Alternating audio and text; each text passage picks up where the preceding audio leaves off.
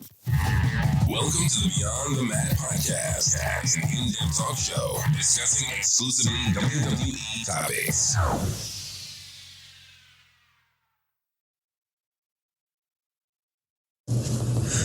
My name's Rick Boogs, and I came to rock with the Beyond the Mats podcast that is beyond the MATT podcast.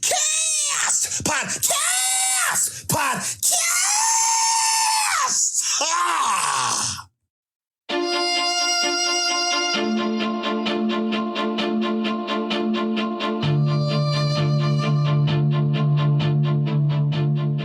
All right, it's Beyond the Mat here on July 2nd, 2022. We're here to talk about the WWE Money in the Bank pay-per-view that just finished up. And we had ourselves a little bit of a surprise tonight. We had an extra male added to the men's Money in the Bank ladder match in the main event, and a winner of the match that I don't think any of us saw coming. We also had a winner of the ladies match who decided to cash in her briefcase very quickly. Usos retained over the Street Profits in a very thrilling tag match.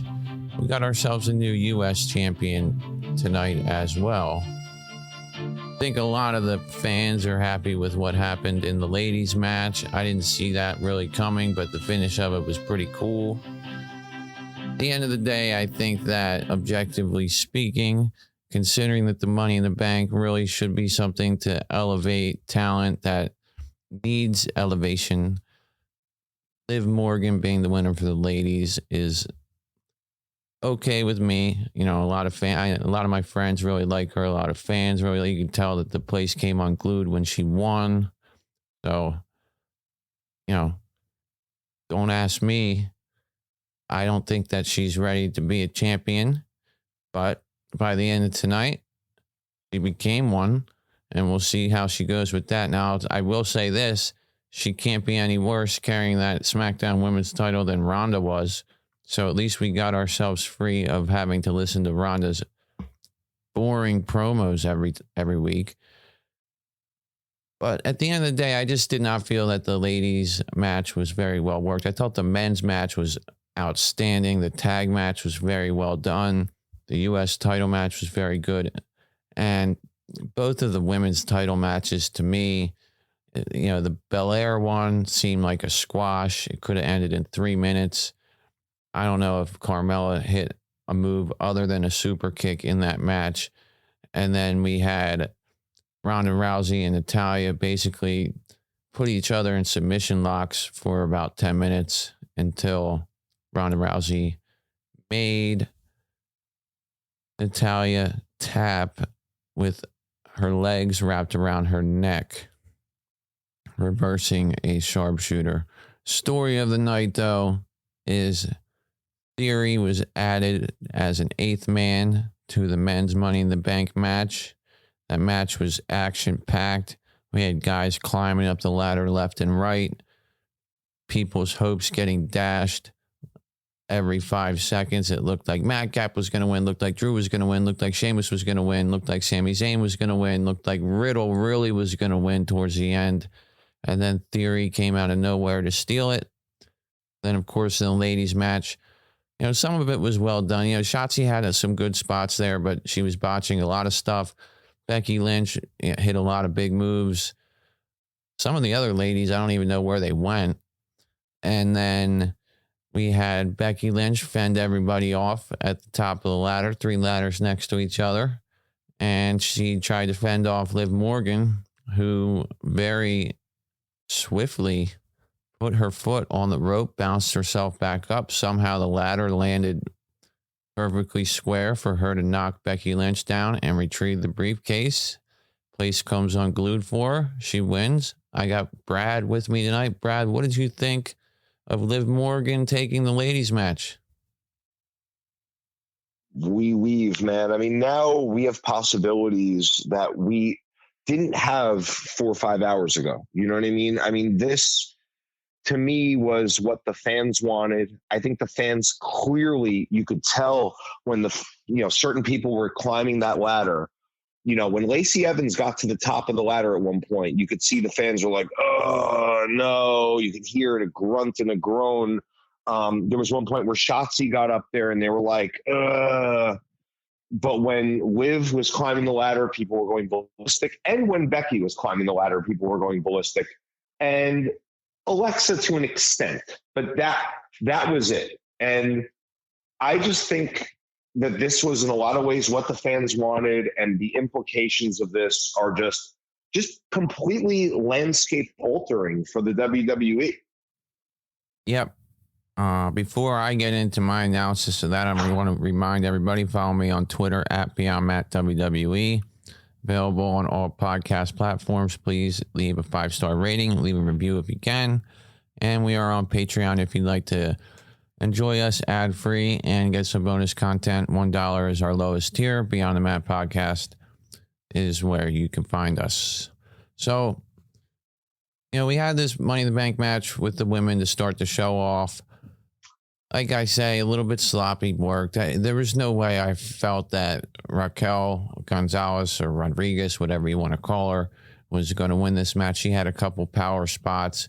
There was a spot where she was trying to lift up a ladder with two ladies laying across it, and she couldn't get it. I don't know if that was what they were going for or what. But, she had it uneven. She didn't have the ladder in the right spot. She had too much weight on one side. If she just went one bar over on the ladder, she would have been able to do it. Yeah, and so that's the kind of stuff that in that match, it looked like they had things that they wanted to do that just didn't work out. He had one spot where Shotzi had, I think, Bliss in an electric chair and went to electric chair dropper onto the ladder and totally stumbled and missed the ladder and just fell over. Shotzi had a couple shine spots in here. It was nice to see her do that. I like Shotzi and I like the future that she has. Liv Morgan, somebody that the fans have just been all over, want to see pushed, and she got it here. And quite frankly, Becky Lynch does not need a Money in the Bank briefcase to elevate her in any way, shape, or form. She's forever a main eventer, and she elevated her. Liv winning this match with Becky in it, with Becky on the ladder with her there, elevates Liv. And I'm sure Becky was happy to put her over there. Everybody wants to say Becky's selfish and Becky's going to win the Money in the Bank and Becky's going to go face Bianca Belair and win the title and screw the whole women's division and cause a logjam. Well, that didn't happen tonight. Liv Morgan won the match. Like I said, I don't know how they rehearsed that where she's going to bounce off the rope and then get the ladder back upright. I thought that was an outstanding spot and well executed.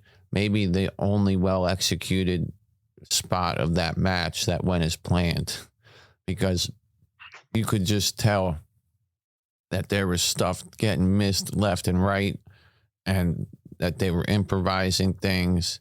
I mean, if I were to read my notes, I got botch written down like 10 times for this match, but it was a good match, man. I didn't understand why it started off with everybody in the ring and everybody just rolled the hell out of there to give way to Becky and Asuka to go at it. But so the psychology, because it seemed like this was a score to settle. Let's let them do it based on what happened last night on SmackDown. That's the way I took it. Yeah, well, they're in there fighting each other. Eventually Raquel comes in and gets rid of Asuka. She then starts using the ladder as a weapon and wipes everybody out with it. Lynch and Morgan then double team Raquel, hit a suplex. They go for a suplex, but Raquel suplexes them. Shotzi dodges the ladder. She takes out Lacey Evans. Then we have Asuka, Evans, and Shotzi all overpowering Raquel because, they're trying to put Raquel over as a monster here. Lynch then took out Liv, Raquel, Shotzi, and Morgan and Asuka all on the ladder at the same time. She threw everybody on the ladder, hit the top rope, hit a nice rolling thunder drop. Then Bliss comes in and takes everybody out with a Molly go round. But like I say, at the end, we have Evans going up the ladder up there with Bliss. And we have Becky coming up a ladder in the middle, knocks them down, takes out Raquel. I don't know where Asuka was at the end. Then Liv climbs up a ladder. Becky goes to get rid of her, sticks her leg out, bounces off the top rope, gets back upright, gets rid of Becky, and pulls down the Money in the Bank briefcase, wins the match. Place comes unglued. We see Liv Morgan backstage being interviewed by Megan Moron, and she's talking about how she's going to go celebrate. As soon as she said she was going to go celebrate and she didn't want to talk about it, I was like, okay, she's cashing in tonight. And we get the Bianca and Carmella match, which, like I said, was basically 8 minutes of Bianca kicking Carmella's ass. Carmella got the upper hand a couple times with a super kick, but then Bianca just basically said, enough of this. I'm picking you up, KOD. Game over. But Bianca retains. That's all I got to say about that match. So what did you feel about the Bianca and Carmella match? Very uninspiring to me. I just thought this was kind of a waste of time, to be honest with you, the Bianca Carmella match. Yeah, to me, it felt like a squash match. It felt like something that they could have gotten done in 3 minutes. And honestly, the quicker the better, because we had to hear Corey Graves and put over Carmella the whole time. And I understand he was the heel commentator, so he's going to put over the heel. But being her husband, it just doesn't jive well with me when they're going. But at the same time, you know, I've said this all along. Carmella hadn't been on TV since WrestleMania. She wasn't somebody who should have been in this spot. And I honestly thought that the cash-in was going to happen here, but it didn't. We had Bianca win this match pretty quickly. She retained. She's the Raw Women's Champion. Uninspiring is, you know, putting it lightly. I think we can move on from that one. But with the women's ladder match, let's go back to that for a minute. What did you have to add about that? Well, a couple of things. You know, normally wrestlers are very good at not giving away, you know, anything before, during their entrances. Like, you can't really tell who's going to win. When you look at Liv Morgan, if anyone cares to rewind, if you watch Liv Morgan coming into the ring, you can see that she's almost in tears when she's doing her entrance. I saw that too. I was going to say that. But go ahead. Yeah. I thought I was like the only person that noticed that. I'm actually very happy you did too. And I said to, you know, who I was watching with, I said, she's going to win because she's already emotional and I can tell she's about to cry. And when she got the briefcase, she was crying. And when she cashed in, you know, and there was nothing wrong with her crying. I actually thought it was quite emotional myself, but I just could tell in that moment that Liv was going to win, or she was like devastated because she wasn't going to win. But it was almost like her entire career culmination was about to happen in this moment, and she just couldn't hold it back. So if you go back and look, you will see that her eyes are almost welling up as she's coming out with the "Watch Me" and the music, and she's high-fiving everyone, whatever. So that was really interesting to me and kind of a giveaway in a certain way. Now, Matt, the botch spot you were talking about with Shotzi, was that when she tried to kind of run up the ladder into the corner and kind of missed the step almost and fell off? Is that what you were talking about? I just wanted to be clear on which spot that was. Oh, no, she had multiple botches. That was one of them, too. She ran up the ladder and then fell. It looked like she was going for some kind of, I don't know what the hell she was going for, but then she ended up doing like a bullshit DDT after that, just to do something.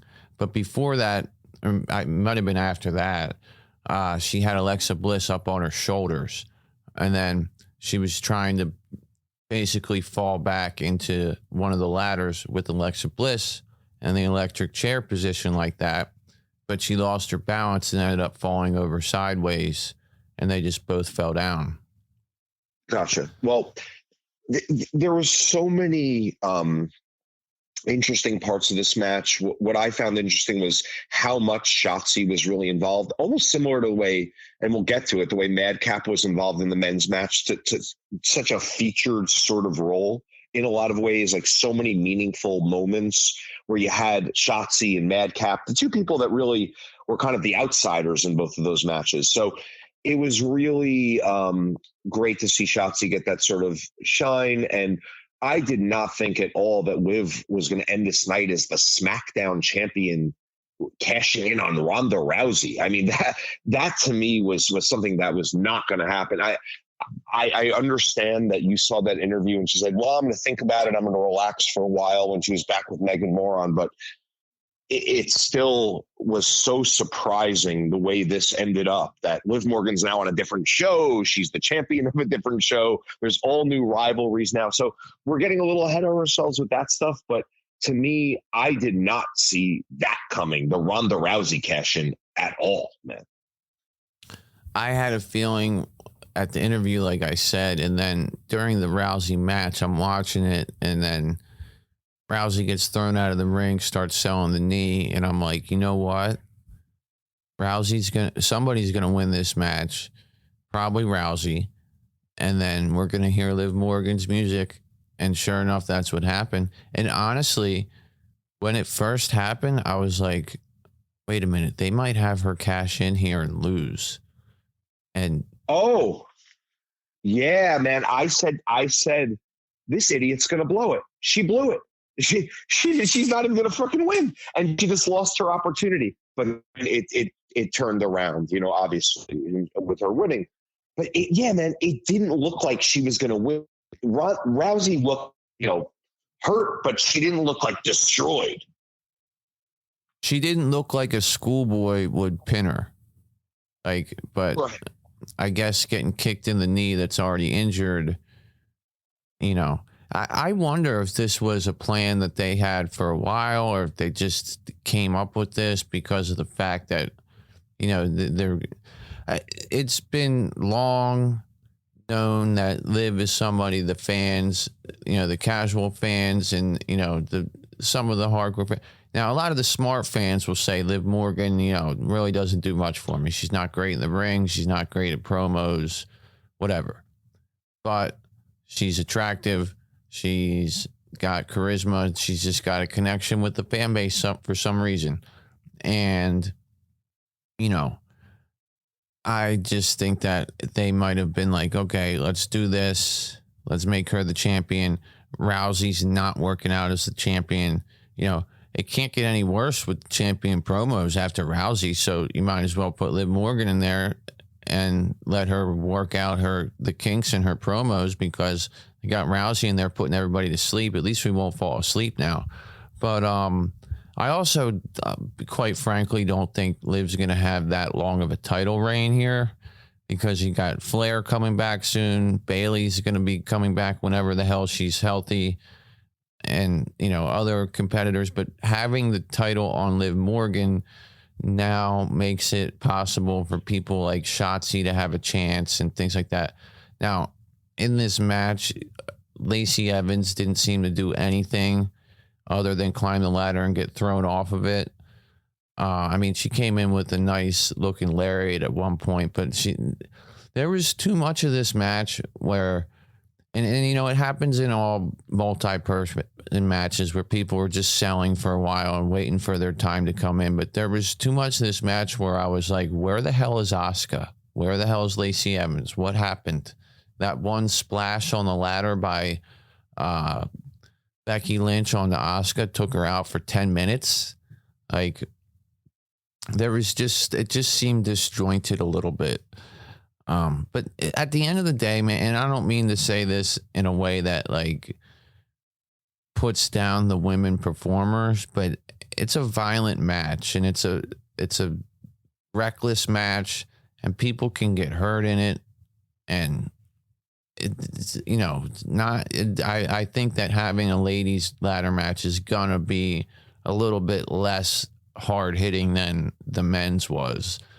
And so I'm trying to adjust my expectations here on the fly and, objectively look back at it and analyze it as it being a good match, which it was. The winner was, I didn't see it coming. I was trying to say all along, no, Liv Morgan is not winning this match. And of course she did. I don't know how the hell they got that spot down. I know I've said it 3 or 4 times, but they must have practiced that spot for since last Money in the Bank, to bounce off the ropes and land the ladder. Like, I mean, some people can't even climb the ladder when it's sitting there perfectly just set up. And Dude, there's so many variables with a ladder falling to its side, and that you have to then kick your foot exactly on the rope and get the exact spring back to the exact point where it stands straight up again. I mean, I don't understand how she did it. I really don't understand. They had to have a contingency plan. Okay, if the ladder falls over and you happen to fall off, we're going to do this instead. If you're able to keep your balance, this is the way it ends. What if they were like, all right, Becky's going to win if you fall off? But yeah. I don't think it was that, certainly. And I know you're just joking, but he was probably like, all right, this is the way you're going to climb it back up, or, whatever. I don't know. But dude, that was incredible. And props to her for pulling that off, because she did it perfectly. I don't understand how you could even do that, man. Those ladders are not steady. You don't know which way they're going to fall. I mean, I've been, on ladders. I mean, it's very hard to predict which way they're going to balance. And those are not, sturdy ladders. Those are shit. Those are normal Home Depot ladders type of thing. So I don't know, man. And I thought, the opposite of you in a certain way, I actually thought the women's match had more brutality in it than the men's one, in terms of, getting hit on the ladder, getting dropped on the ladder, getting your back slammed into the ladder, like the men's had a lot of that, stand up and run into the ladder, type of thing. I'm swinging it around like a shield. But the women's had a lot of like dropping the person's back onto the ladder. Like, it was vicious, man. And I'm actually, this is why I love talking to you about this stuff. I'm surprised you found it the other way, because I thought that women's match was more vicious in a certain way than the men's. Well, yeah, the spots like where, Shotzi had Becky laid out on the ladder. She goes for a senton. Becky moves. Shotzi lands on the ladder. Looked like she hit her head on the ladder. Stuff like that. And suplexes on the ladder. Then 4 ladies landed on the ladder, so Becky can do a big leg drop to them. Stuff like that. The Becky did the senton on the ladder, laid across the announce table on the Asuka.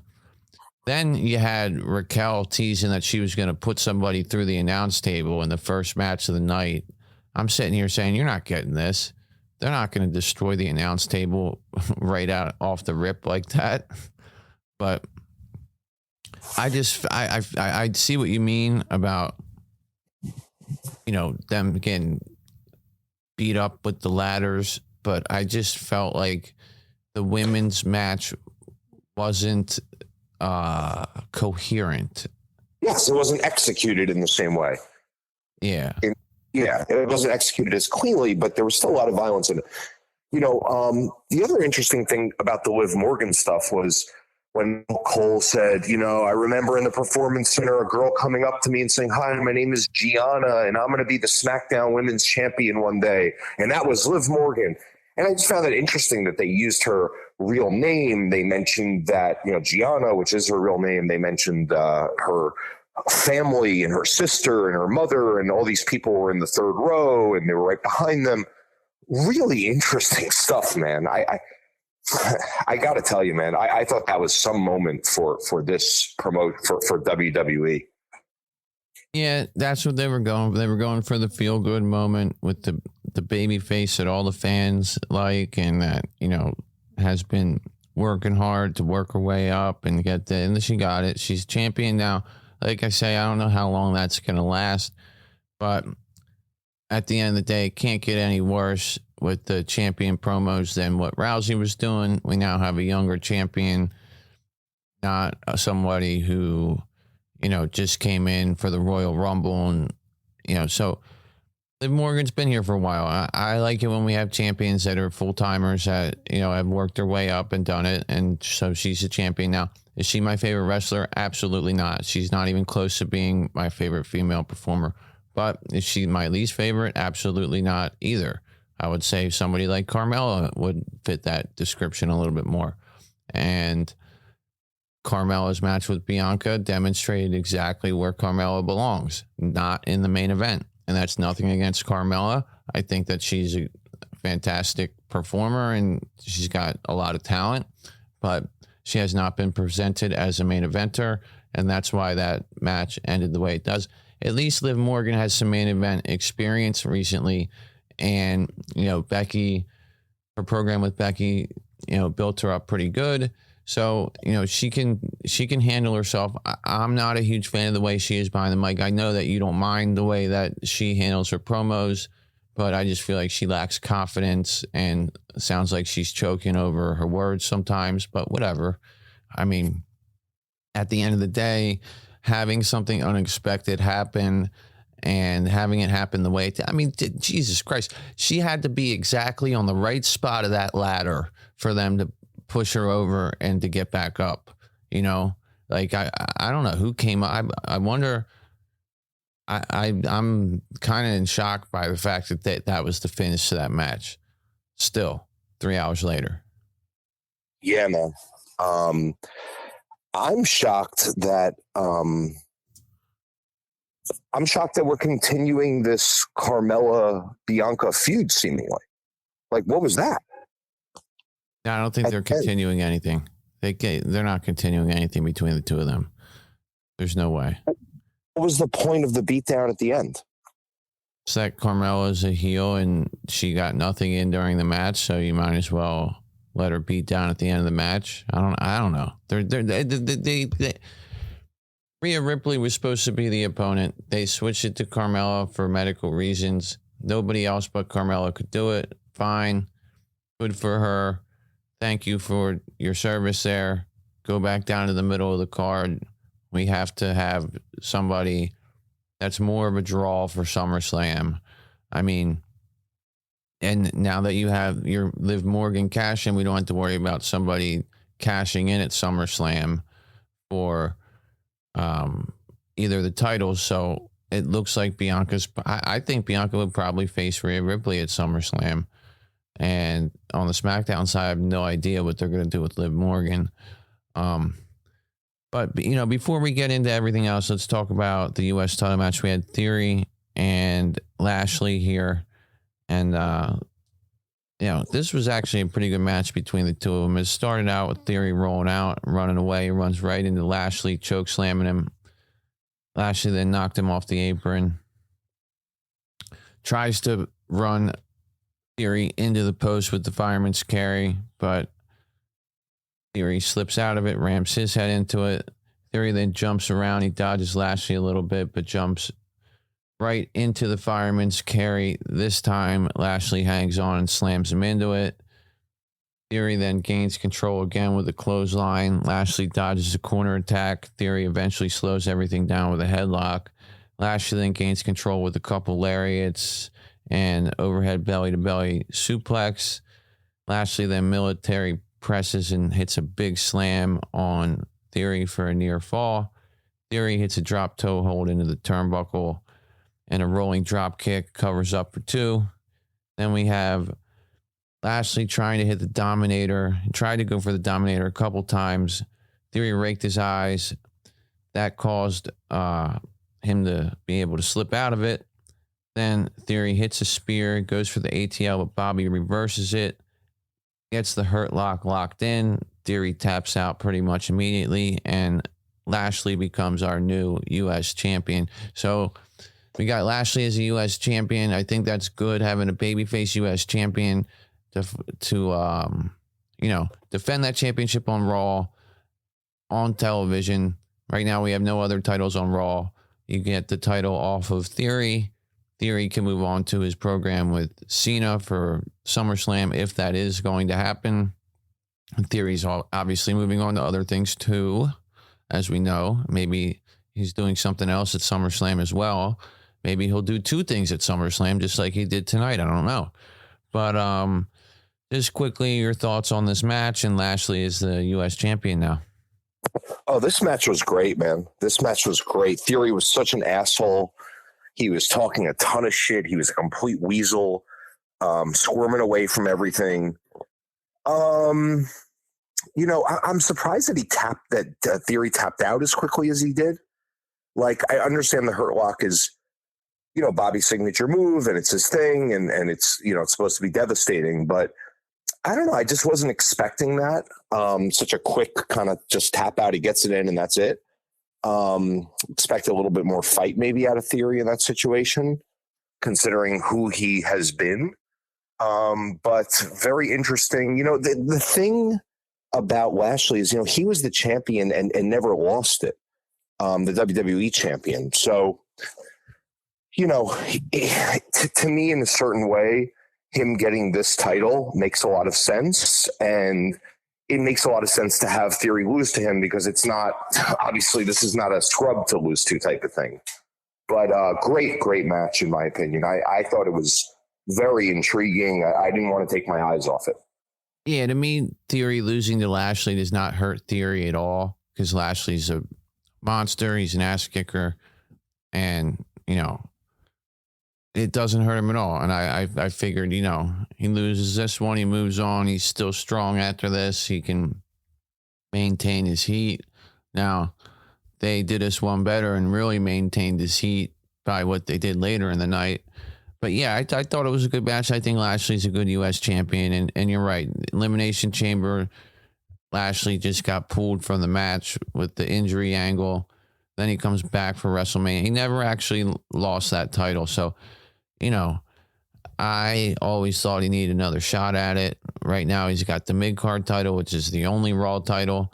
And, as long as they have it on him, that's going to get people behind him. He can defend that shit on. He's going to have no problem defending it on Raw against whoever. And I think that'll elevate the U.S. title and make it feel more important. Hopefully. But yeah, good match there. Well worked by the two of them. They didn't use too much time up. I felt like it was nice and tight. Well worked by both of them. And it ended the way it should have. And so, I don't really have any qualms with that one. But well, it's also funny. You could see such a difference. The last time we saw Bobby Lashley was fighting with Omos, and you could see such a huge difference in the way that Lashley's matches looked with Omos. I was starting to think, maybe Lashley kind of sucks. It kind of sucks to watch him. Nope. It was because Omos was the opponent. I mean, obviously it takes two to tango, and it lets me know that Theory is a very good wrestler for his age. He's very good at what he does, and they had a great match. Yeah, no, nobody with Omos, he's just standing there letting you beat the hell out of him, and then he does some slams, and then you got to be able to move. And really, Lashley isn't the best opponent for Omos. Somebody like Ricochet is a better opponent for Omos, or something. Somebody that can really move. Madcap Moss would be a good opponent for him. You got Lashley in there, a big monster trying to use his speed and movement with Omos, and it just makes Lashley look not as strong. And so I didn't like his program with Omos. Glad we're done with that. We'll see who challenges Lashley for the U.S. title coming up. I don't know who is going to start. Obviously, we're going to get a gaggle of heels going against Lashley week after week. Hopefully they don't have just these long programs with the U.S. title. I just defend it on Raw every week or every other week. You know what I mean? And give some purpose to that title and defend it, and, give it the reason for the fans that have been supporting you to support you. And, I'm all for that. If I'm going to sit here and say that Lashley deserves to win the U.S. title for X, Y, and Z reasons, and I guess I can't in the same breath say that Liv Morgan doesn't deserve what she got, or that Theory doesn't deserve what he ended up getting, or whatever. It's all subjective. I think the storytelling tonight was well done. It wasn't what I was expecting, so obviously initially I'm going to be a little bit like, what the hell? But at the end of the day, I think that they surprised people. A lot of people that I really respect their opinions thought Liv Morgan didn't have a shot in this. A lot of people nobody thought Theory was even going to be in the ladder match, you know? And so elevating Theory in the men's match, elevating Liv Morgan, that's good. You know, these are the things that people always want to say. Why don't they build new stars? Why does Brock Lesnar have to be the one to face Roman Reigns instead of somebody new? And meanwhile, they're building Riddle, they're building Madcap, they're building whoever, and they're building Theory. And we'll get to how they're building Theory in a second. But before we do all that, we're going to take our first break, and we'll be right back. The Beyond the Mat Podcast. We'll be right back. Welcome back to the Beyond the Mat Podcast. All right, so back here on Beyond the Mat, Money in the Bank, premium live event review here. Remember to join us on Patreon, $1. We'll get rid of those ads for you. Available on all podcast platforms. Follow me on Twitter at BeyondMattWWE. Really appreciate everybody that is listening and following me on Twitter and communicating with me. A lot of fun to talk to you guys and get your feedback. Sometimes I don't feel like doing this stuff, and then I want to do it for you guys. And at the end of the day, I enjoy it. So appreciate all you guys out there that support me that way. And I appreciate Brad for being with me. So, Brad, we had the Belair and Carmella match. You know, we talked about it already. There was a couple cool spots where Belair blocked the Hurricane Rana by Carmella, turned it into a backbreaker. We also had Belair post Carmella up in the corner, hit 10 punches, backflip out of that, and then nail her with a lariat to take her down. It really didn't seem like Carmella did much else in this match other than super kick a couple times and then roll away from the ring a couple times.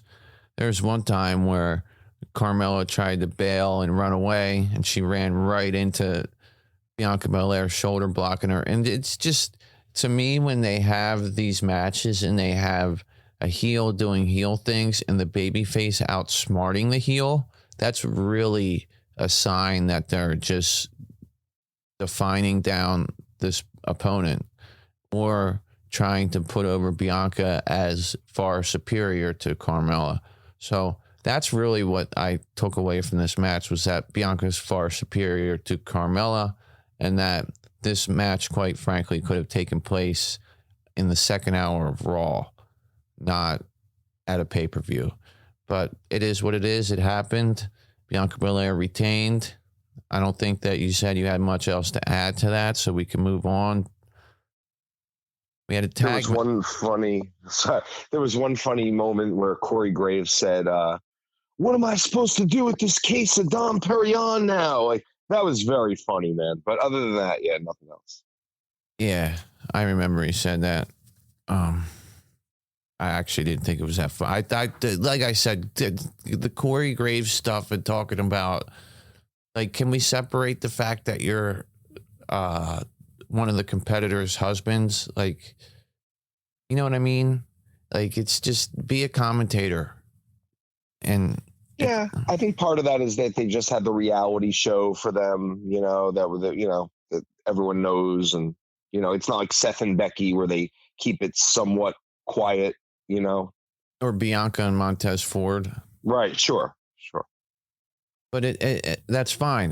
He doesn't need to keep it quiet, but his whole commentary, basis of his commentary doesn't need to be about him being his wife. It takes away from what he's actually doing. And that's with McAfee. On the other hand, you got a guy who doesn't take either side. He just is in all of everybody.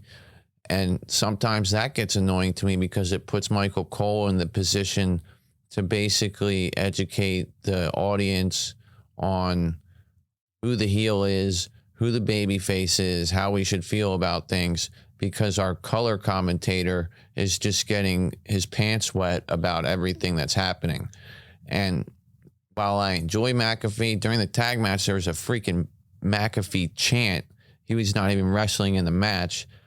But good match between the Usos and the Street Profits, and it ended in a way that leaves it open for a rematch. Usos do retain here. We start out back and forth with Dawkins. He ends up taking control with a shoulder block. Eventually, we end up with Jay tagging in here. People chanting McAfee while this is happening. Ford shoulder tackles Jay. Jay then hits a crossbody. Ford hits a drop kick on him. So they're going back and forth. Then we get a double team by the Profits on Jay Uso. They get a near fall out of that. Usos then take control of Dawkins. He's taken out by a suicide dive. Then they double suplex him into the post. McAfee says he's never seen that before. Dawkins fights back, gets dropped by Jay, gets isolated in the heel corner now. Then we get Angelo Dawkins gets blocked from making a hot tag. Jay takes a cheap shot on him from the outside, and Jimmy starts ground and pounding him. Then we finally get a hot tag to Montez Ford. He top rope jumps into a knee by Jay. Jay covers him up, only gets 2. Then drive by Jimmy, just like Roman Reigns, on to Montez Ford, and the Usos hit an assisted backbreaker on him. Jay locks in a headlock. One point in this match, we have both Usos out of the corner. Montez Ford gets a running start and hits a flying senton over the freaking corner, takes out both of the Usos. Really nice looking spot there. Another point in the match, we have, it looks like Street Profits are going to win this match. They got Jay Uso isolated. Montez Ford hits a frog splash, goes for the cover, but Jimmy breaks it up. Eventually, Dawkins gets super kicked into the timekeeper's area after being sent to ringside. That leaves Montez Ford all alone, and he ends up taking a double super kick to the face. Then they run the ropes, nail the 1D on him, and the Usos pin and retain him.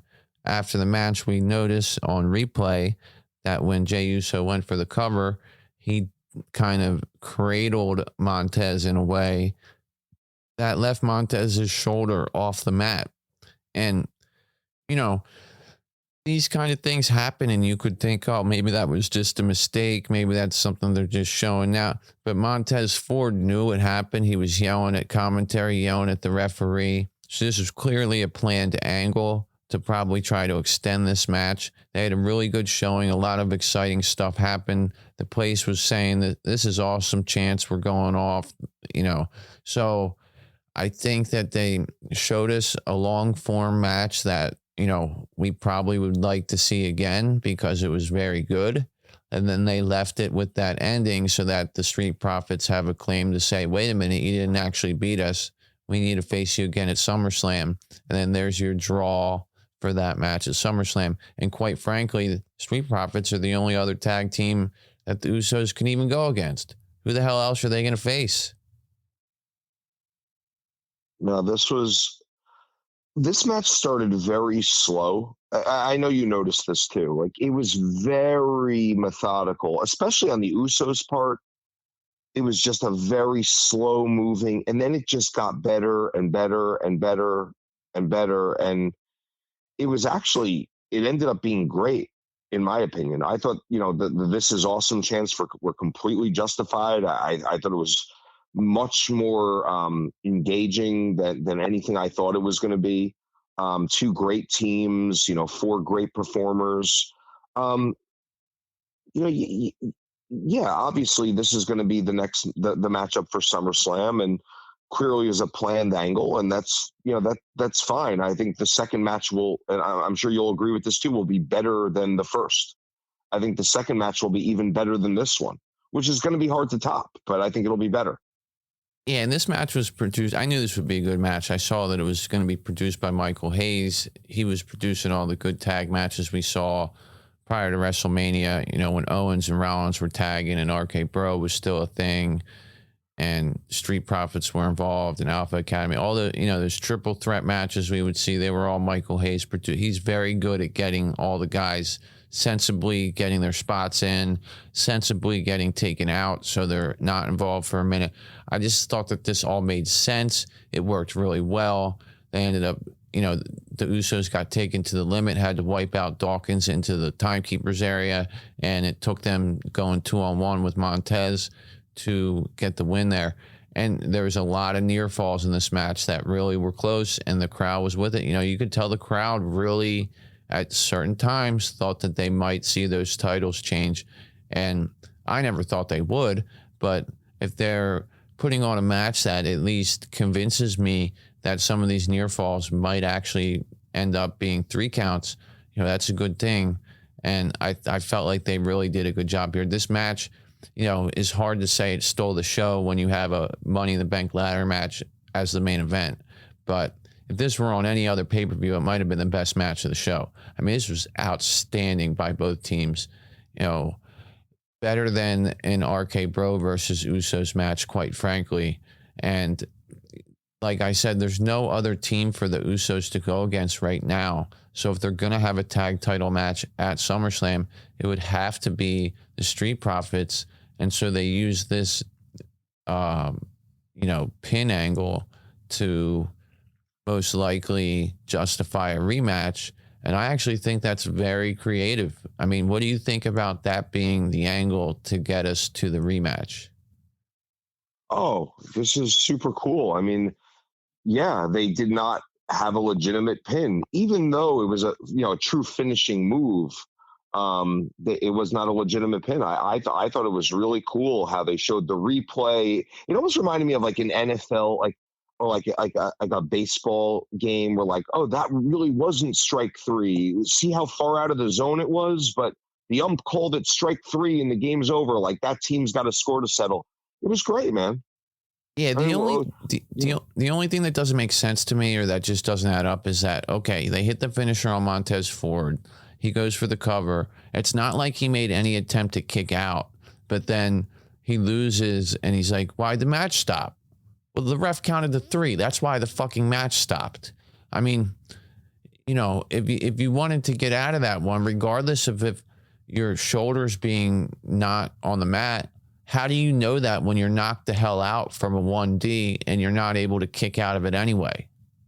And so that's right. That's the thing that kind of just was disjointed about the Montez Ford being angry about that. And then, of course, Dawkins is dead after being knocked into the timekeeper's area. But as soon as the match is over, he's back in the ring arguing about how they should have not lost. It's like, you know what, Dawkins, if he wanted to not lose, maybe he should have broken up that freaking pin. So that's part of where it doesn't make sense. But then at the end of the day, they know that they got no other opponent for the Usos that's going to put on the type of show that the Street Profits do. So they did this.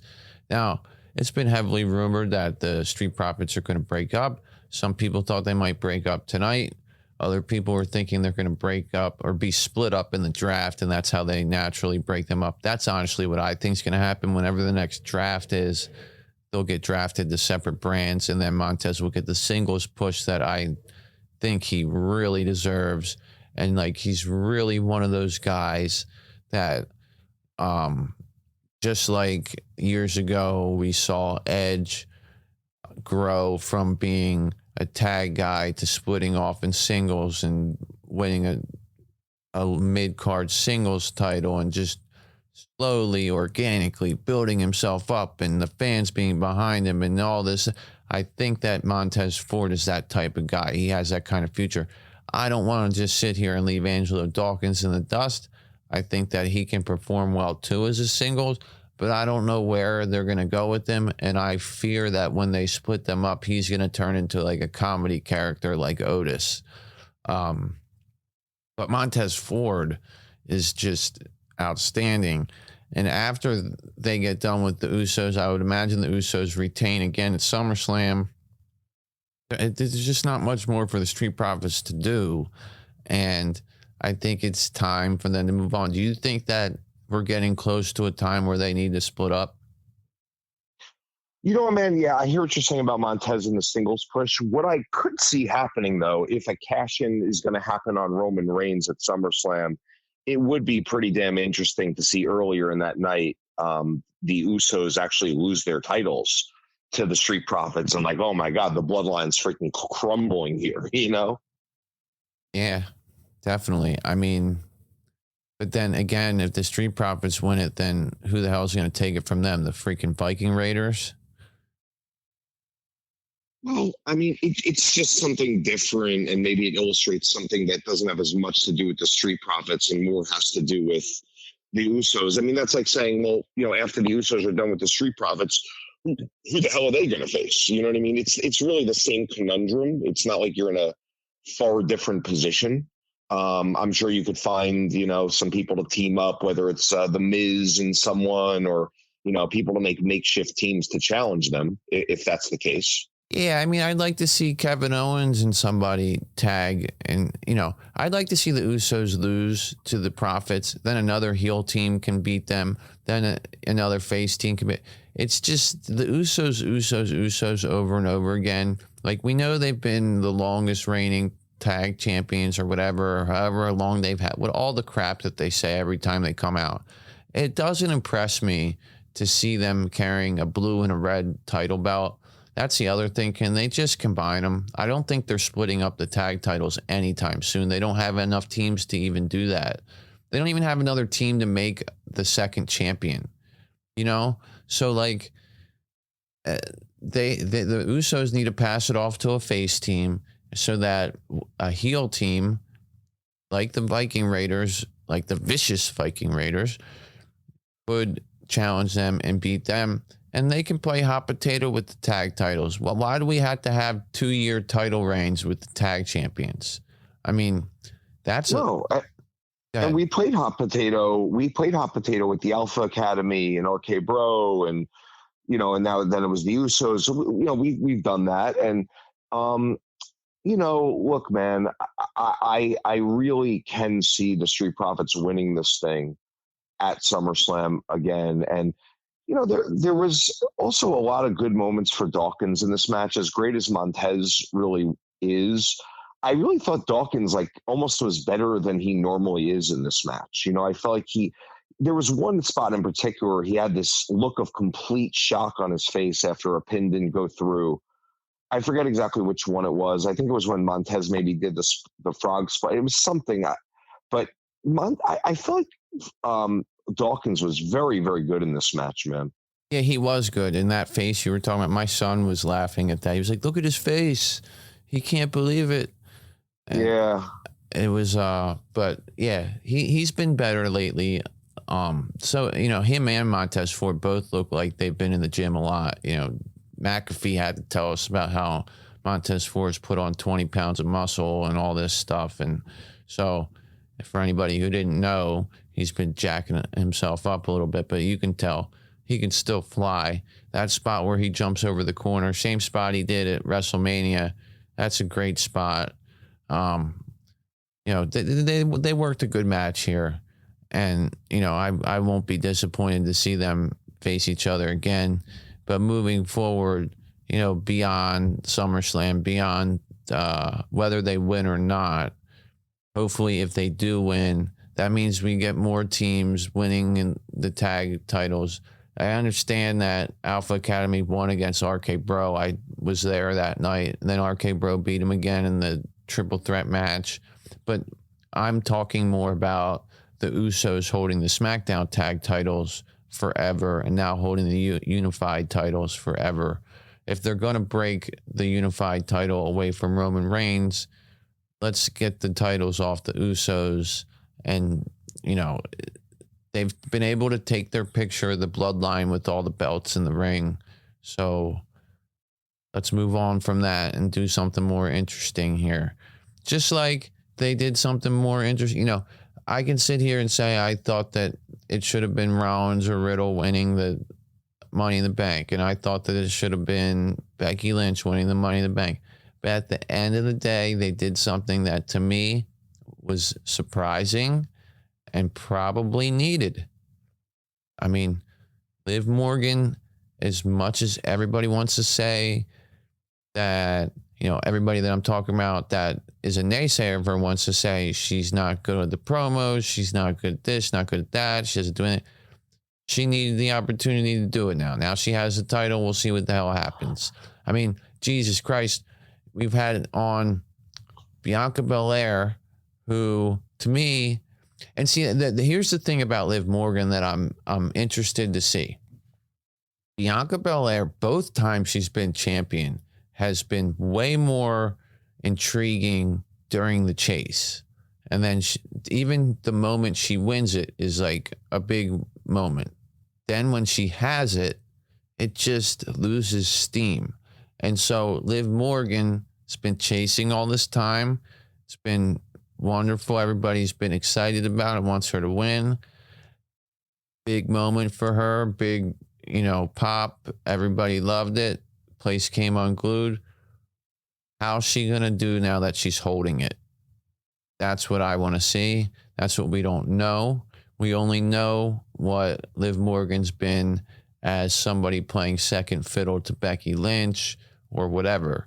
So we'll see how this works out. Now, what it does allow, it allows her to have a feud with Rhea Ripley if she wants to, rather than Rhea Ripley. I mean, I still think Rhea Ripley should face Bianca because that's been something that we've been looking forward to for a long time. But they have a natural feud there between the two of them too. So Rhea can really go after either one of them. But we'll see what happens. Yeah. You make some very astute points there about the chase versus the actual victory and what happens after that. See, the difference to me, I think Liv is going to have a reign, no matter how short or how long it is. I think this is going to stand up, and I think this is going to work far more than Bianca winning the title seems to be working now. Only because, Bianca, she is so strong and she is so athletic and she is such an ass kicker. She's someone that you can't imagine anyone actually beating in real life type of thing. That like when she has the title, it's like, oh, like, well, there's nothing really to this. Yeah, I like this person, but she's not going to get beat by anyone, so it's really not that exciting. For Liv, it's kind of like the little engine that could. And like every time you're going to be anticipating her losing it to this one or that one. And if she retains, you're going to be like, holy shit, she really can do it. You know what I mean? So I think it's going to be different from the feeling you get with Bianca, which is, and that's why, like, to your point about Rhea, the matchup is definitely, Rhea versus Bianca, because they're both monsters. And that's something that's really interesting to see.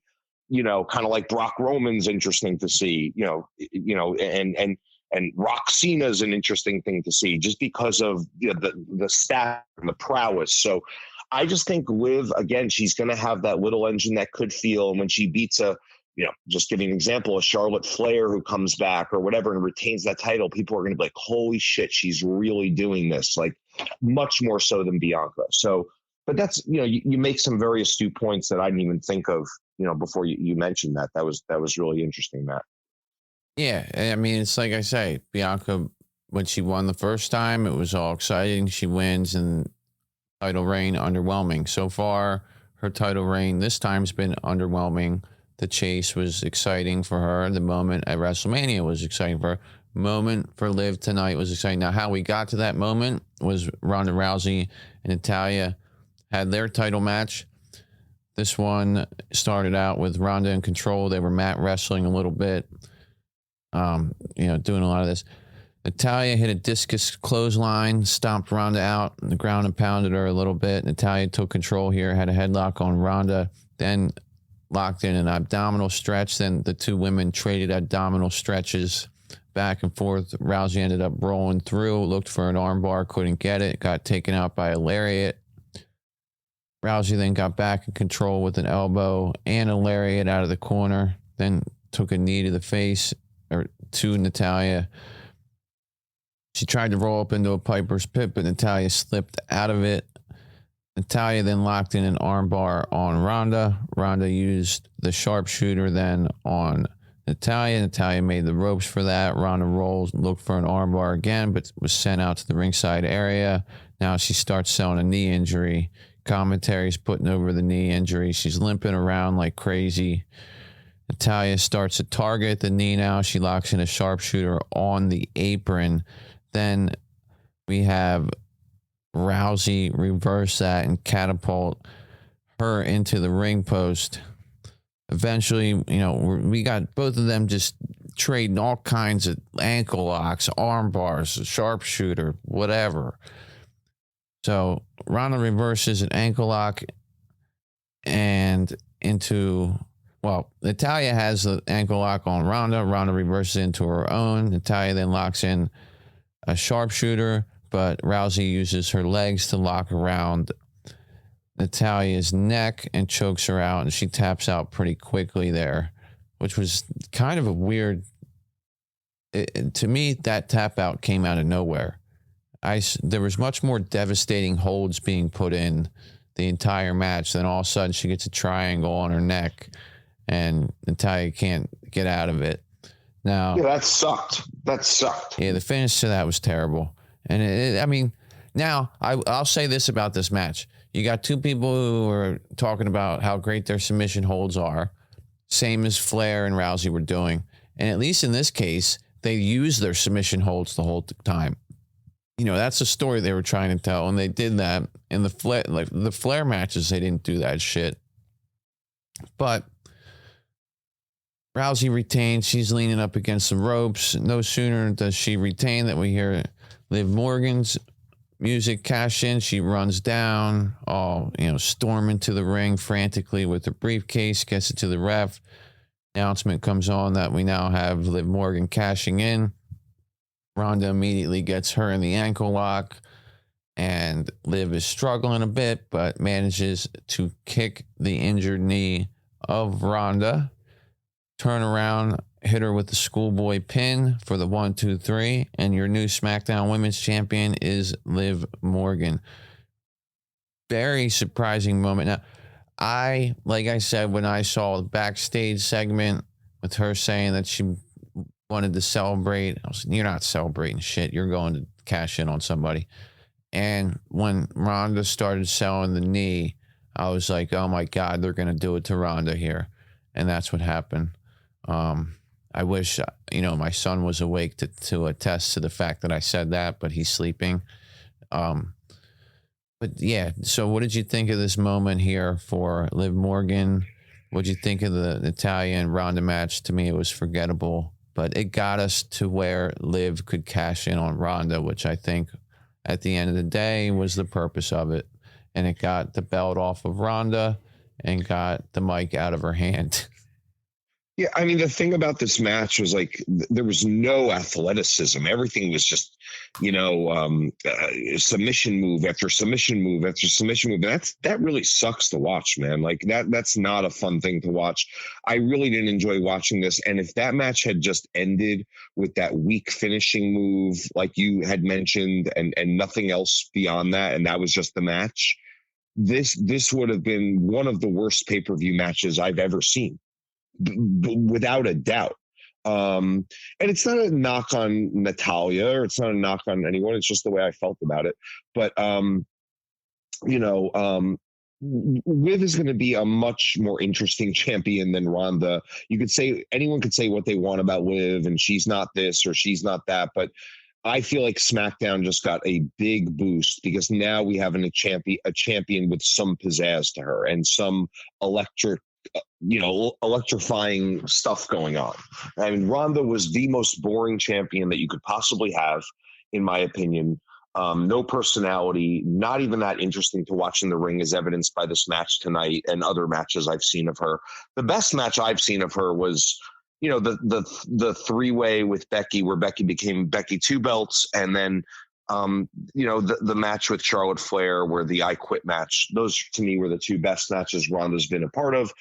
But regardless of that, what a moment this was with Liv Morgan. It was so surprising. The only reason I didn't think of it, man, is because, Ronda's a good guy and Liv is a good guy, and you don't expect, maybe a cash in on someone who's getting cheered, as she comes out to the ring. But the crowd was pretty dead for this match. But it was all made up for, like you said, in the cash in. And Matt, let me ask you this. Do you feel like because this all happened within a span of 3 hours that, sort of that anticipation that WWE can build with someone having the briefcase week after week was kind of just gone? Like almost like, Liv could have held on to that briefcase. She comes out of Raw. What am I going to do with this? Da, da, da, da. Let's see. I'm waiting for my perfect opportunity. I mean, do you feel like this, in a certain way, her just using it the same night is kind of like a misstep? Or do you think, I know the moment was incredible, so not for her. I think this Yeah. was the right way to do it for Liv. I think having her walking around with the briefcase and talking about it would get annoying. Honestly, I think it's like I've said all along, the reason why she shouldn't win is because I can't imagine her walking around with the briefcase and talking crap about whatever champion she's going to cash in on. It would get old. Get it over with now.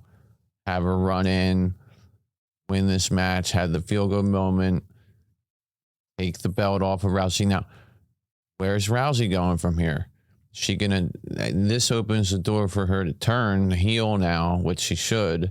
But she's going to want a rematch, I would imagine, given the fact that she lost because her knee was messed up. And I've heard that she does have legitimate, I mean, we all know she has legitimate knee injuries before, but I think her knee is legitimately injured now, a little bit at least, because even at Hell in a Cell, she was trying to Piper's Pit somebody and almost fell over.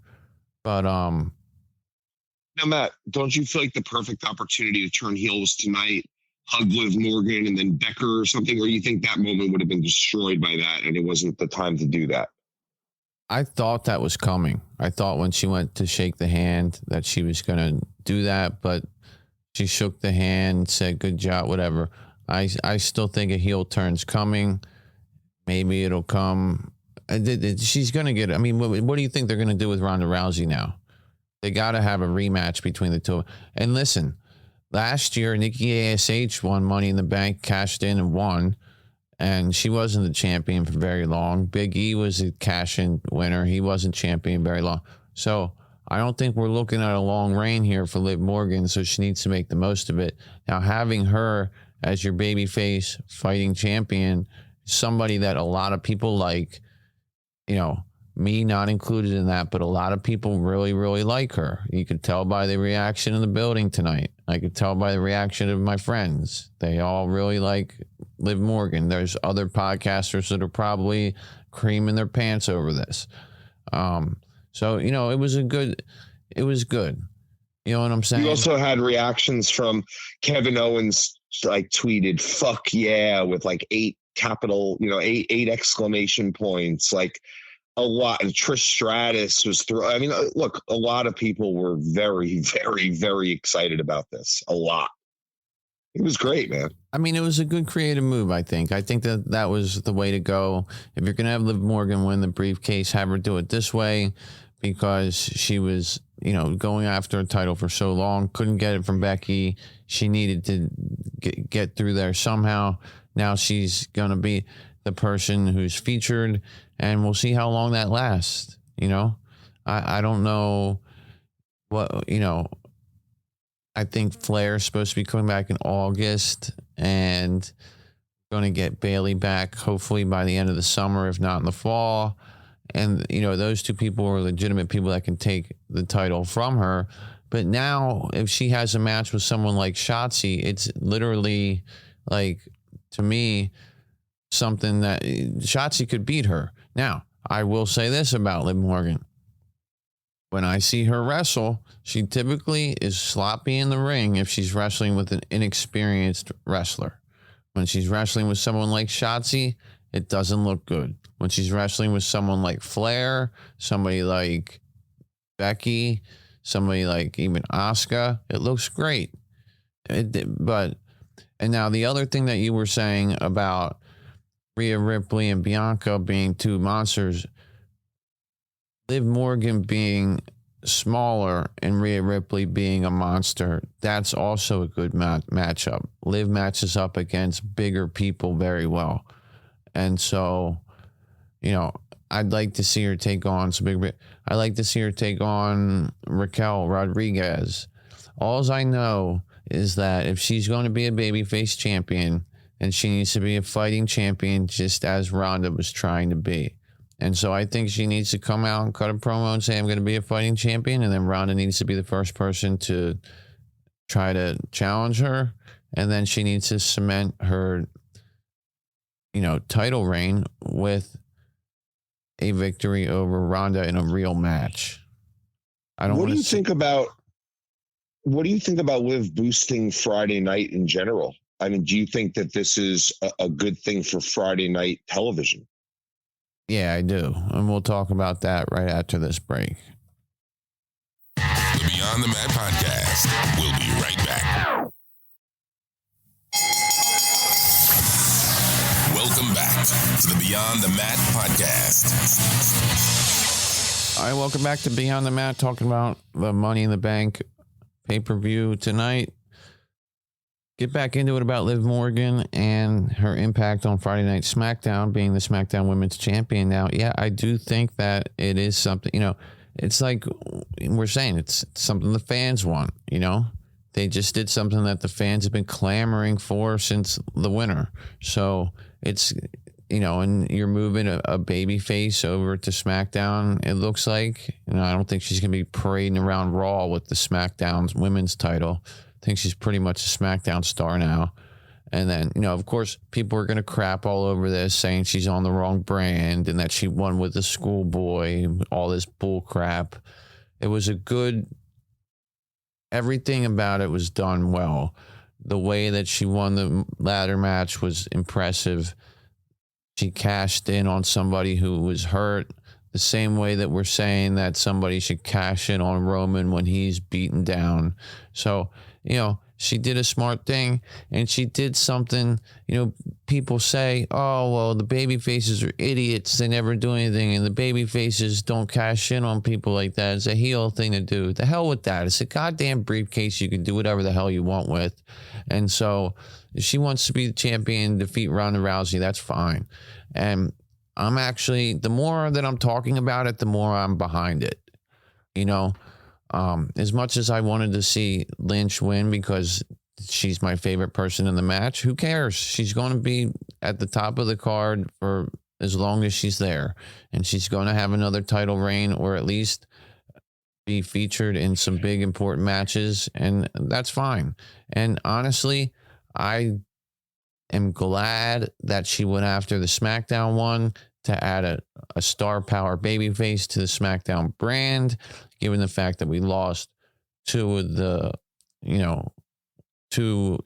tag champions are not there anymore. And we don't know when or if and when either of them is coming back. We're not going to get into that, but they lost those two. They got Liv Morgan over there now. And I'm tired of seeing her feud with Becky and feud with I'm interested to see her work with the women on SmackDown. So at the end of the day, what they did was surprising, was good for the overall fan base. It was unpredictable, and it was something I think they needed to do. It got the freaking title off of somebody who puts everybody to sleep on Friday night. At least on Friday night. If you want to know what I think about what it'll do to Friday night, a lot more people will be awake. Now, which champion do you find more exciting on the women's side at this point, after seeing both? You saw her fight tonight. You saw Bianca tonight. Do you think Raw has a better women's champion right now, or do you think SmackDown does right now? What's more intriguing? I'm not talking about as a wrestler. The VGB Act serves as a minimum step. I think that I still think Bianca's a little bit better because she's more of a proven in-ring competitor, and there's still more meat on the bone there. For me, I felt like Liv just basically got in an elevator and sent from the second floor up to the sixth floor. You know what I mean? Where Bianca was already at the 8th floor. Yeah, you're getting though now a situation where I'm feeling completely differently about Liv. They say sometimes the wrestler makes the title, sometimes the title makes the wrestler. For instance, Roman Reigns made that Universal Championship, right? I think we could all agree that Universal Championship, when he had it or has it, but it felt so important. It felt bigger than the WWE title because he had it. But there's sometimes where the title can make the wrestler. And now I'm looking at Liv Morgan holding a championship up on SmackDown as the opening or closer of the show. And she feels a lot more big time right now than she did 5 hours ago. A lot more. That's because she's a champion now. Of course. But my point is that you just accomplished so much with this, as you were saying. You accomplished so much. You took a woman who was a mid upper card person, and now she is a featured attraction, and that's how you develop new stars. It's a smart move. Yeah, and that's everybody wants to say, well, WWE doesn't build new stars. WWE doesn't do this. WWE doesn't do that. Well, they just put a fan favorite new star right in front and center for you. They got Ronda Rousey out of the title picture, at least for now. Of course, she's in the title picture still, but she's not the title holder.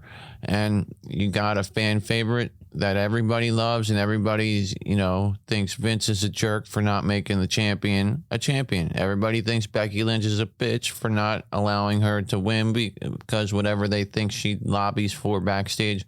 Well, guess what? Becky Lynch was in the match that Liv Morgan won to get this opportunity. So I don't want to hear that crap. I don't want to hear somebody saying that Becky Lynch blocks other people from developing. Liv Morgan's the SmackDown Women's Champion, and it wouldn't happen if she didn't beat Becky Lynch as the final person in her way to get the Money in the Bank briefcase. So, I think this is great. Is it my favorite person holding the title? No, but I don't need it to be my favorite person. I just need it to make sense. I need story. I need investment for me to care about it. And I do care about it. I like Liv Morgan. I honestly own 2 female wrestlers t-shirts, Becky Lynch and Liv Morgan. Now, I don't know why I have a Liv Morgan shirt. Somebody gave it to me, but I still have one. Never worn it. But at the end of the day, I think Liv Morgan's a great star. And I think that she has a lot of upside. And I think that the only way sometimes to get the most out of people is to put the title on them or put them in the situation that you want them to get to, and then sort of see if they sink or swim. And that's what they're doing with her. They're seeing if she sinks or swim here. And if she sinks, is she going to sink any further than Ronda Rousey sank for us? Is she going to sink any further than Carmella did a couple years ago? Is she going to sink any further than Nikki ASH did last summer? Is she going to sink any lower than anybody else who has held the title who really questionably probably shouldn't have had it? Bro, and how many times do we hear it, to your point? Oh, all it is Becky, Ronda, Charlotte. Becky, Ronda, Charlotte. You can just cycle it between Becky, Ronda, Charlotte. Well, yep, we did something different tonight. So I don't want to hear, like you said, those same people regurgitating that same shit and then saying, well, this sucks because it's Liv Morgan. Well, it doesn't suck because it's Liv Morgan, because now it's something different and fresh, and it's a young up-and-coming person.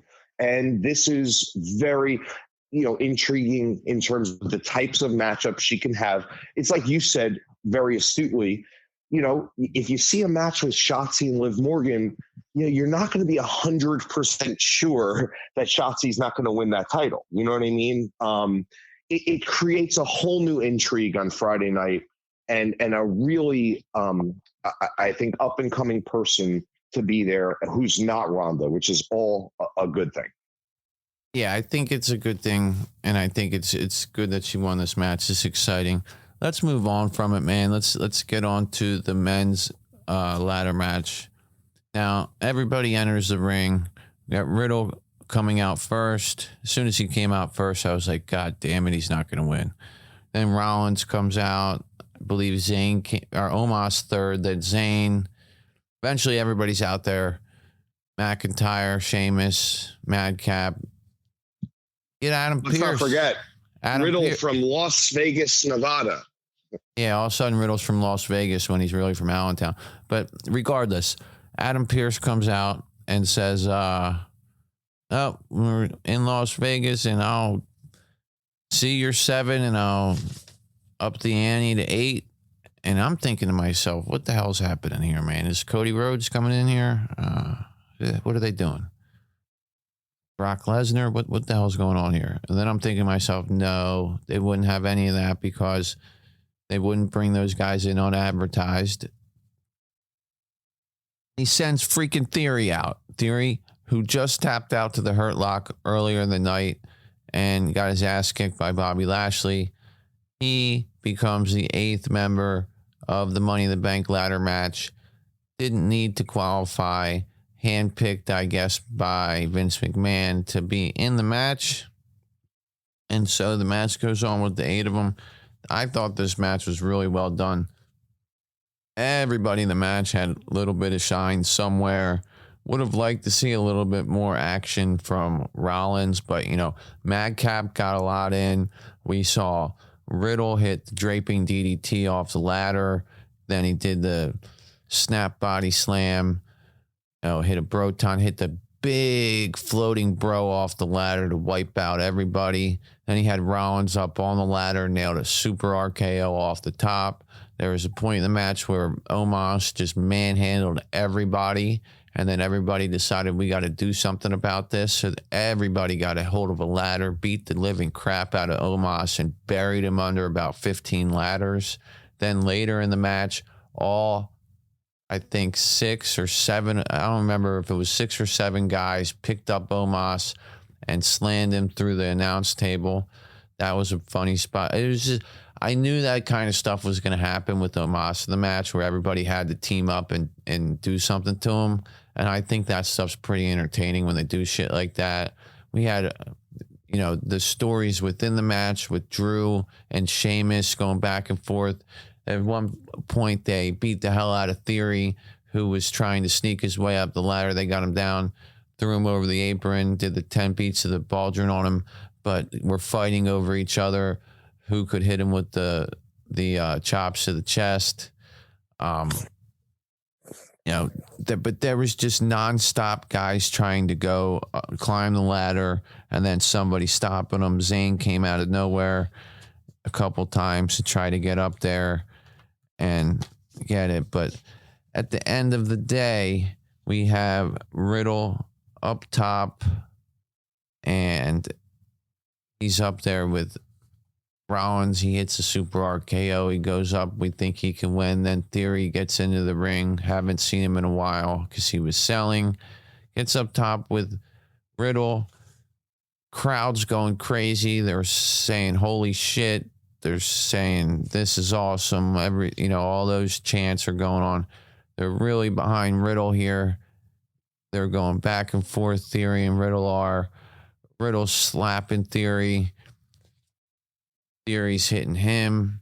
It looks like Riddle's going to gain the upper hand and grab the briefcase when Theory just pushes him off. I'm sitting here waiting because they got the camera zoomed in on Theory. And when they did, they did it to Zayn earlier in the match where Cole's like, could Zayn win it? And they had the camera zoomed in on him, and I was like, all right, this is great camera work. Someone's going to come in and spoil this thing. And sure enough, somebody came in and took Zayn. I think Madcap Moss basically powerbombed Zayn off of the ladder. So I'm waiting for somebody to interfere with Theory doing this, and I'm looking at the clock, and I'm like, Jesus Christ, they're going to be done soon. Theory, and then Theory wins. So Theory, not even somebody who qualified for the match, gets inserted the night of and defeats all these guys in the Money in the Bank ladder match. He will be carrying the briefcase now. But again, when I go back and look at it, I think of this. Drew McIntyre does not need a briefcase to get a shot at a title with anybody. Okay? He walked into the ring and threw Roman Reigns all over the place. That was only like 2 months ago, right before they were supposed to have the unification tag match, but had the 6-man tag match. He basically did the same shit that Brock Lesnar did a couple weeks ago. He can get himself a shot. Riddle, he can face whoever the WWE champion is whenever Roman gets that title taken off of him. Rollins would have been very obvious. We've seen him win before. Plus, between the two of them, those two have a feud that can sell itself. So Riddle and Rollins are going to be facing each other in a feud. Sami Zayn in here, as interesting as it would have been for him to win and hold that briefcase and go back and forth with Paul Heyman about, oh, I'm going to hang on to this. And Heyman say, hey, why don't you just give that briefcase to me? And Sami say, well, I'll just hold on to it just in case. And Heyman say, well, just in case what? And then they could do that for a couple months and that'd be entertaining. Omos, no way. He was just a fun guy to have in the match. Madcap Moss, I was happy to see get some shine, but no way he's cashing in on anybody. The winner of the match is Theory here. And to me, like, I hated it at first. I felt like I was choking on Austin Theory being shoved down my throat. And he just got his ass kicked by Bobby Lashley, which defined him down as somebody who's not on Lashley's level. However, what does everybody say? WWE doesn't build new stars. The person that's going to beat Roman Reigns is Brock Lesnar. It's not going to be a new guy. They need to have somebody who's new, who they're building to be the one who is the first who pins him since December of 2019. And so they set it up to be that way. They got Brock Lesnar in here to face him at SummerSlam and at least loosen him up a little bit. In the last man standing match, Roman can still win that match. And then you have Theory run in with his briefcase. It becomes a one-on-one match with a pinfall to score the victory, not last man standing. And you pin Roman Reigns for the WWE title. Now, it also could be that they're still trying to protect the pin for Roman Reigns. And he runs in and the last man standing becomes a triple threat. But to me, that seems very confusing. I'd rather see Reigns retain both titles against Lesnar and then basically be licking his wounds as he then gets cashed in on as the match is ending. I don't know if you can do it that way or not, but that's the way that I think it should happen. What do you think about Theory being the Money in the Bank winner? And what do you think about him being the surprise 8th entrant? Yeah, weird stuff, the surprise entrant. And then you have, obviously a situation where he's going to be now cashing in, assumingly, on Roman Reigns, unless he's so pissed at Bobby Lashley for the U.S. title that he wants to cash in on that somehow. But that's not going to happen. So we're going to get Austin Theory being the first person to pin Roman Reigns. Everyone's already saying this sucks, this sucks, this sucks. It should have been Riddle. It should have been Rollins. I wanted it to be Riddle or Rollins too. But the bottom line is that we keep hearing the WWE does not create anything new. Like you said, they do not create any new stars. Who's going to be that person? You're going to lose a golden opportunity for a young up-and-comer to take out Roman Reigns, and it's just going to be a Brock Lesnar or a Randy Orton or someone who's been around for 20 years. Now you're in a very interesting situation that goes a number of different ways. We know that we're going to have this thing with Cena in Theory. We know that we're going to have this thing. I mean, a very interesting angle could play out here at SummerSlam, Matt, which I was thinking about, which could be, you could have Cena so pissed at Theory after whatever happens with them a month from now that, Theory goes to cash in on Roman Reigns and somehow Cena saves him. So Cena saves Roman Reigns from Theory. You could have a situation like that too. I mean, who knows? But there's a very tangled. Why would Cena do that? Because you never know what dirty things Theory might be planning on doing to Cena as these next few weeks go on leading up to SummerSlam and potentially in the match at SummerSlam. Yeah, so, but I don't think Cena has any sympathy for Roman Reigns, no matter who's beating his ass. So, Sure. I'm just saying there's so many different ways that this can play out. You have a thing with Lashley and Lesnar that's kind of unsolved, and now a thing with Lashley and Theory, and sort of a thing with Theory and Lesnar when, he got thrown off the cage at Elimination Chamber, and now you're going to have Theory getting involved with Reigns potentially. You just have a lot of moving parts that I think does make this interesting, is my point. Well, one of the thing that I don't get is, why do we have to have all Reigns' matches for both belts? It makes it more predictable to me. He's not going to lose both titles to Brock Lesnar. He was not going to lose both titles to Riddle. Had they made that match just for the WWE title, just for the Universal title, or the WWE title, in my opinion, is what he's more likely to lose because he hasn't had that as long.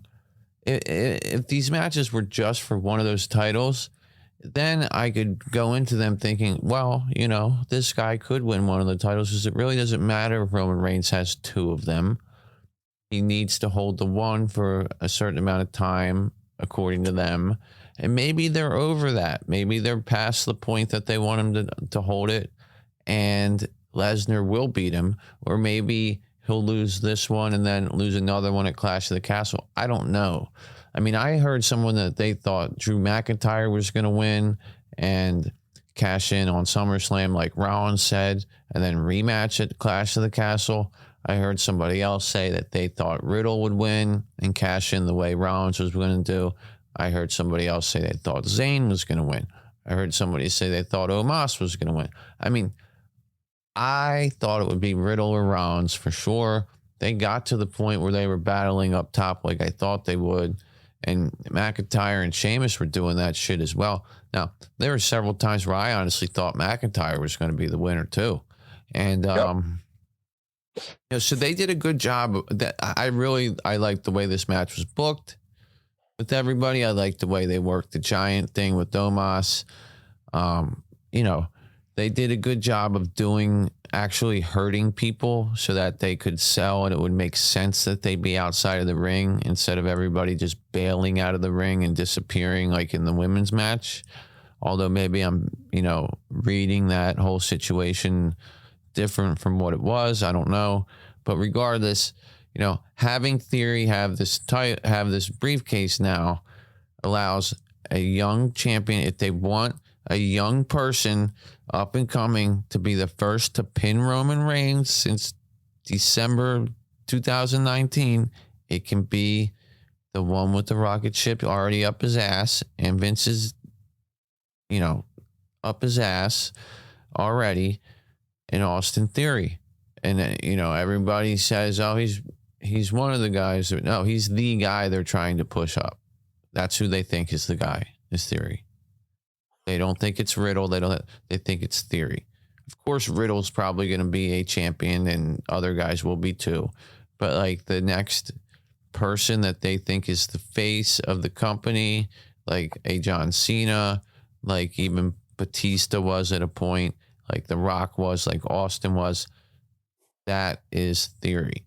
And so that's what's happening. And honestly, why would anybody have a problem with that? We're solving the problem of getting rid of the absentee champion by putting the championship on somebody. It's not like Theory's going to hold it forever. They're not going to give him a longer reign than Roman Reigns. That's not happening again. So it's fine. Yeah, Theory could lose it to Riddle, or anything could happen. I mean, look, man, this was completely unexpected, but for all the people that keep saying we need a young this, a young that, is it going to be Braun Breaker? Is it going to be this one? Well, this is the person, and that's the way it's playing out right now. So, I could see. I mean, dude, I really want your perspective. Not to get too into the weeds, but how does this whole thing with Lashley, Theory, Cena, the briefcase, how does this all intertwine now? I think Lashley just beat Theory for the U.S. Championship, and they're done. Theory's won the Money in the Bank. He doesn't give a damn about the U.S. title. That's probably going to be something he says. Oh, I don't care that I lost to you, Lashley. I got something better now. I got an opportunity at whatever title I want. You know what I'm saying? Yep. I just beat 7 other motherfuckers in the Money in the Bank ladder match. I'm Mr. Money in the Bank. I'm Austin Theory. Whatever. I guess I'm Theory. So he's going to end, if the Cena thing's happening at SummerSlam, he faces Cena at SummerSlam.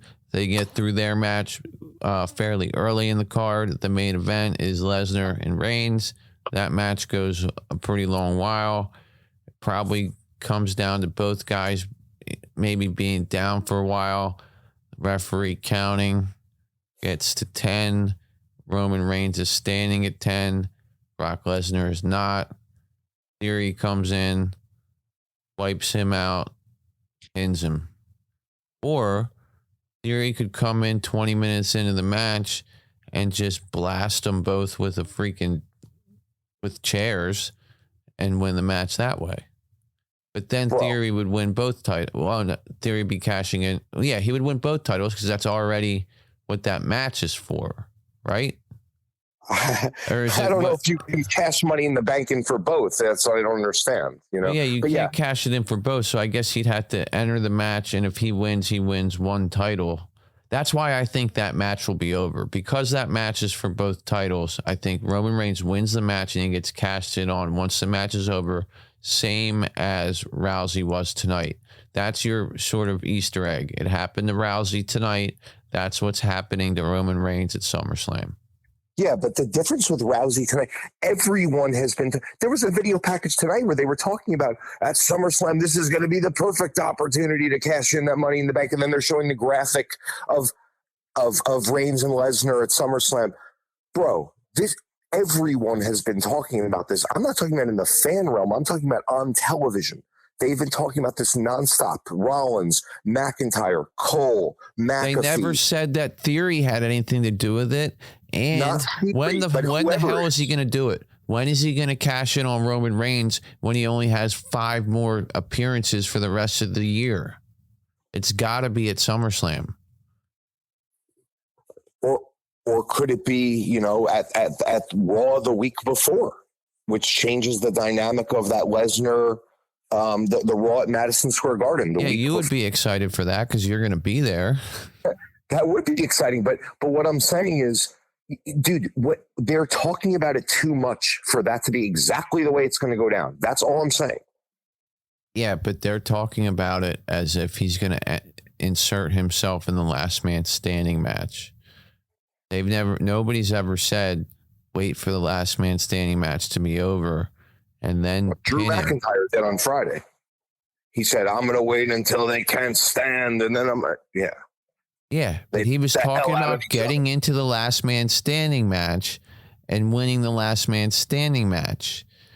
Let him win his last man standing match. Let everybody think it's all over. Let his music start playing.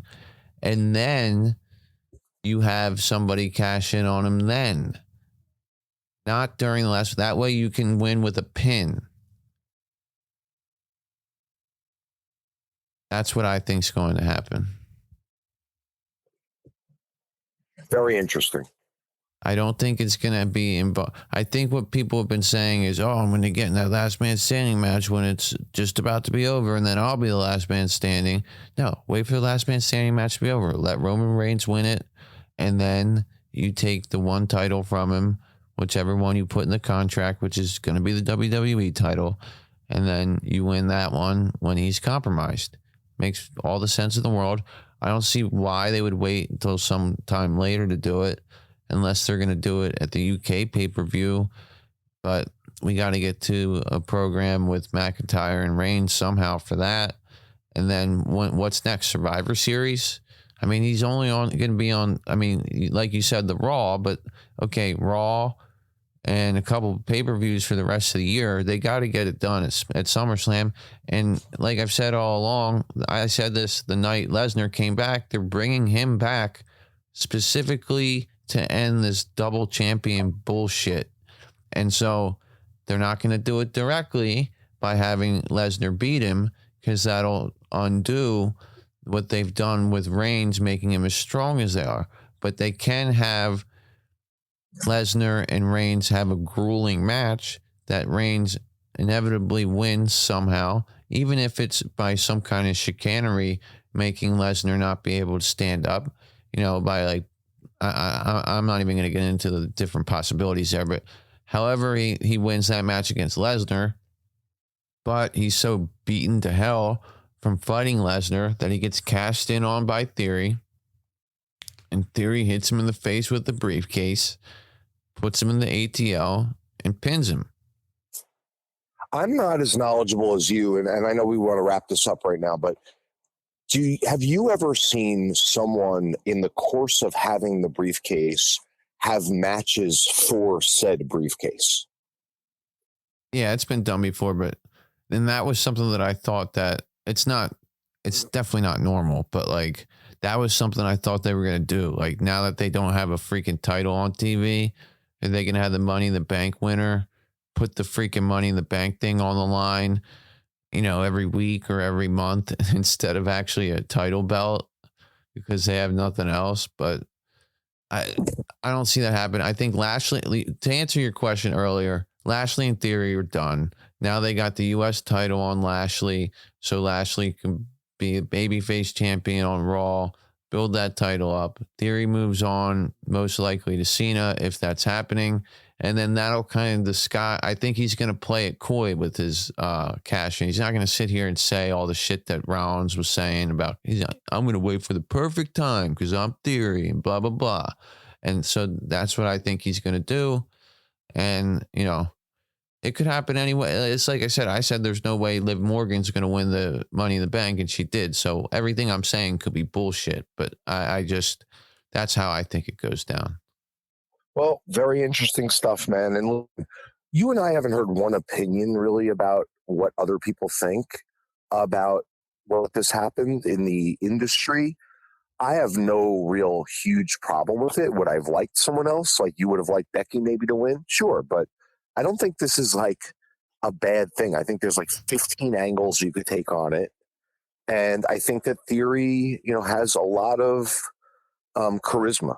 And I think he can make things very, very interesting. Yeah, for sure. Some of the respectable people that I listened to, like I heard a little bit earlier, someone saying that they thought it was, surprising and it was good on WWE to do it this way. The mechanics of getting Theory in the match were a little bit, you could criticize that, be like, why the hell we have all these qualifying matches and all this shit with Sheamus? I'm sure there's somebody who's going to be like, Sheamus and Drew McIntyre, no contested, and then got put in the match, then taken out the match, had to beat the Usos, got in the match, and then Theory just gets in the match. And then Riddle gets beat by Omos, but then qualifies in a battle royal. Like, whatever, man. That's what they had to do to get away. It's like I always say, people will tell me, that was stupid, or that was a waste of time, or that was pointless, or what's the point of that? And to them, I say, what do you want to see instead? Tell me what they're going to put on instead. Seriously. Like the SmackDown last night, people were telling me there's no stupid. Blah, blah, blah. What exactly were they supposed to put on? What was supposed to happen? The point of the show was to show the people in the Money in the Bank ladder match, give them some shine to promote the Money in the Bank pay-per-view. That's all it was. What the hell else were they going to do on SmackDown last night? Have Gunther squash somebody? That takes 1 minute. All right. So what else? Give me something else, because that's only 1 minute out of 2 hours. Play a bunch of video packages. None of us like that.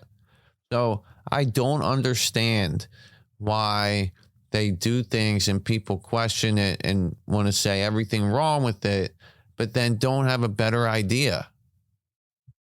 Well, I also heard a lot of bashing of WWE's Battle Royal of SmackDown last night. And then apparently, I didn't see it, but AEW had a Battle Royal last night, and everyone was saying how amazing it was.